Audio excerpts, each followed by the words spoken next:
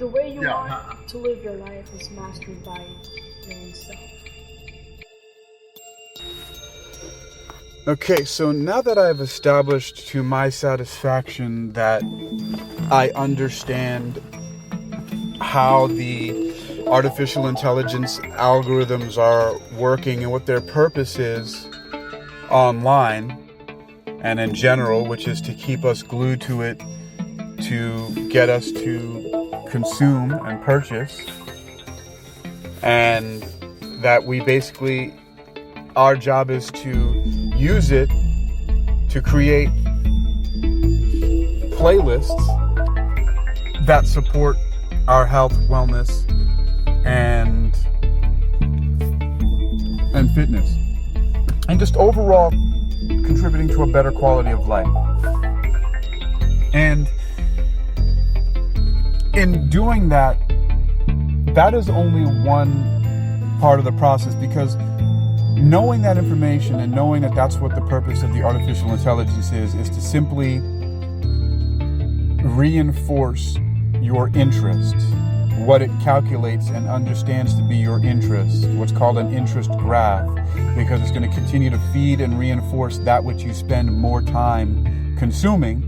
It's going to calculate and understand that that's what you want and give you more of that. If you just allow the defaults, then it's going to continue to take you down these rabbit holes of doom scrolling of things that do not serve your best interests. Now, even though curating and selecting and being very disciplined about what you program the artificial intelligence to feed you, right? Even though you do that diligently, and it's going to put things in your, basically, this AI-powered playlist now to program you with. The issue is that there are very sophisticated people and advertisers and so on and so forth that are online that can pose as the organizations and institutions and entities that are going to give you that information. So not everything that gets put on your playlist is actually going to authentically be able to serve those purposes. And so there's another filtering mechanism that you have to operate from. So very simply, you're being served what you demonstrate that you're interested in by the time you spend on things online, specifically social media. That's what the algorithms are going to serve to you.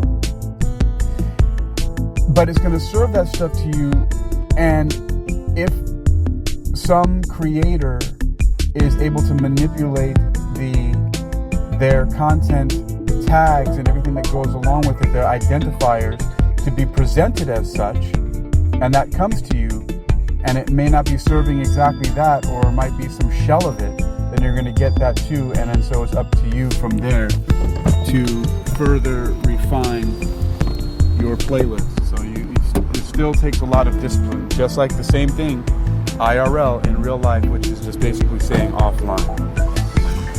All right, so, and that's basically that in a nutshell. I mean, there's not really much more to say about that. That's really how the system is working. We have to continue to be disciplined in all aspects of this, just like we do at any time. Right now I've just walked into a Walgreens down here in Sunny Isles Beach area of Miami. I think it's in North Miami. And the person has ordered Corona Extra Mexican Lager import beer, bottles, 12-pack, 12 by 12 fluid ounces. The price looks like it's $17.99. So, let's see how quickly. I've been given 6 minutes and 29 seconds to find it. And I've been sitting in the car for like 3 minutes. And I don't see it over in this corner area. There it is. Okay, it's over here. Okay, so let's find Corona 12 by 12 bottles. That looks like it might be it right there. Let's turn this over and scan it. Bada boom, bada boom. We're down. Let's go check it out. Now, essentially, that's how the system is working for the training and the programming of the artificial intelligence models. Now, this is not generative AI, because generative AI is one specific use of artificial intelligence for what people would normally consider to be content creation. So that's the purpose of that. That's the more consumer-based artificial intelligence, is generative AI for content creation. And then the other way it's used by the consumers of generative AI are in businesses, who are creating ad copy, who are creating graphics and art and all these other things like that. So it's just basically generative AI could be summed up as being a multimedia creation tool.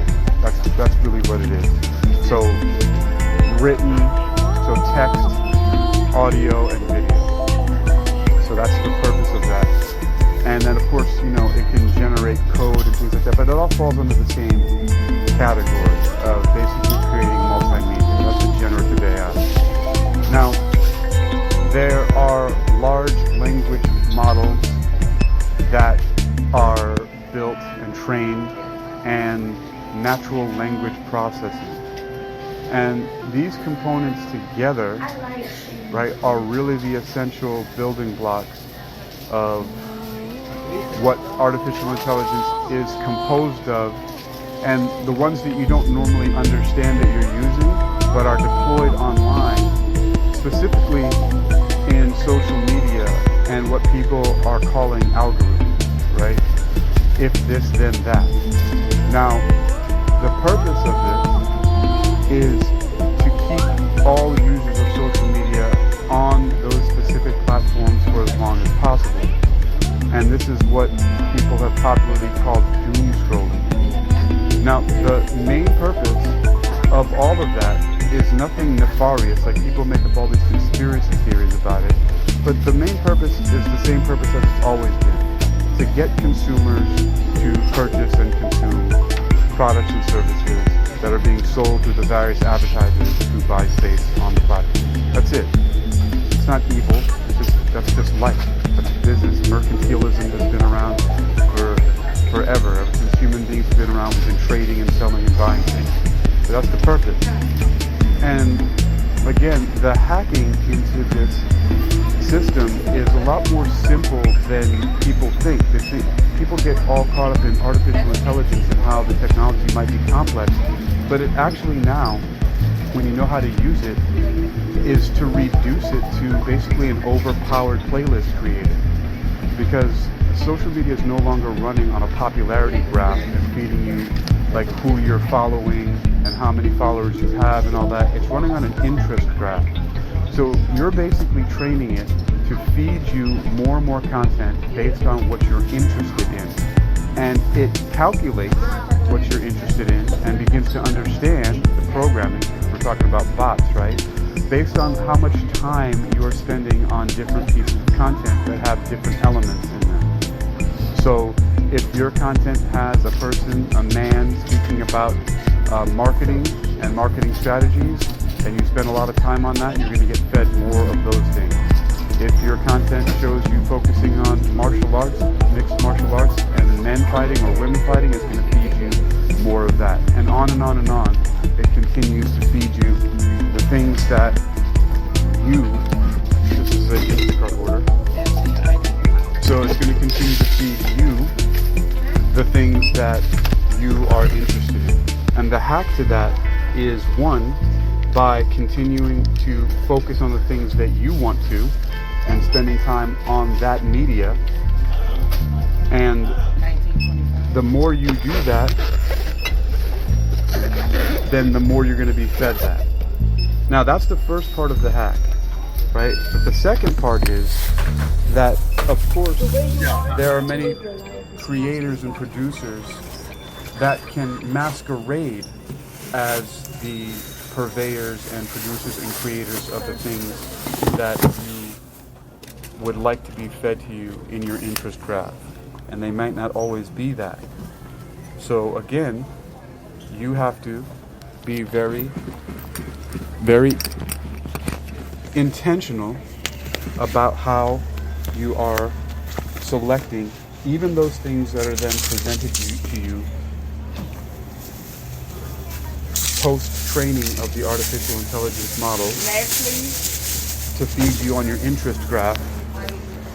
And because some of those things might not actually add up or be exactly what they claim to be. And so because of that, you have to be even more diligent in making sure that you are still selective and filtering those things out of your programming, your playlist, so that you get really what it is that you're asking for, the things that are going to support your life and your well-being. Basically, that's the whole point of all of this that I'm talking about, and I'm glad it's getting shorter and shorter. That's the whole point of this. Like, I'm also training myself on how to present this idea even more and more, and I think that I've pretty much got it down now. I've actually worked out a lot of the bugs, and my thesis is almost complete. I feel like there's a little bit more refining to go, and I'll get there, but I've basically, now I'm understanding a much more in-depth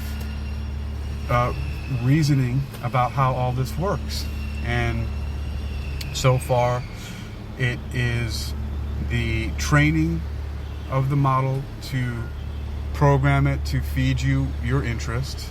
And then once you start getting the momentum going on it feeding you the things that you're interested in, let's just say that they're marketing or say that it's fitness and health and wellness, then you have to then also be selective about whether you're getting fake news or not, basically, right? Because of course people can masquerade and put all of the identifiers on their content that says that it belongs in the category of what you are interested in, but some of it just may not be. And so that is the next step in curating your personal playlist or interest graph.